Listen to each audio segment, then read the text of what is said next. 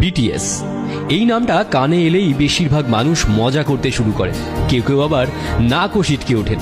South কোরিয়ার এই ব্যান্ডটিকে নিয়ে তৈরি হয় নানা নোংরা মিম।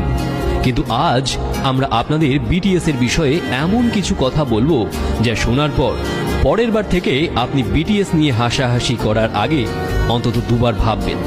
আগে হ্যাঁ, আপনি জানলে চমকে যাবেন, যাদের নিয়ে সামাজিক যোগাযোগ মাধ্যমে সারাক্ষণ মজা করা হয়, যাদের ব্যক্তিত্ব নিয়ে প্রশ্ন ওঠে বারবার, সেই বিখ্যাত বিটিএস ব্যান্ডের সবাই এবার গান গাওয়া বন্ধ রেখে সেনাবাহিনীতে যোগদান করতে চলেছেন।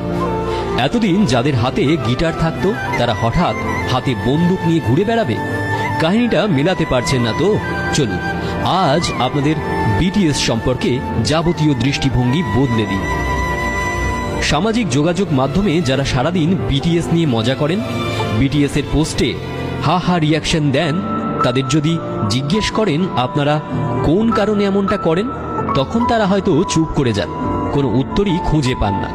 কারণ এই মানুষগুলো এটা জানেন না যে বিটিএস ব্যান্ডের ওই 7টা ছেলের জীবন একসময় কতটা কঠিন ছিল। তারা এটাও জানে না যে গিনেস বুক থেকে শুরু করে গ্রামি কিংবা বিলবোর্ড মিউজিকের একদম ওপরের সারিতে থাকে এই ব্যান্ড। অনেকেরই অভিযোগ এই 7টি ছেলের মধ্যে নাকি কোনো ব্যক্তিত্ব নেই, কিন্তু তারা জানেন না যে এই ছেলে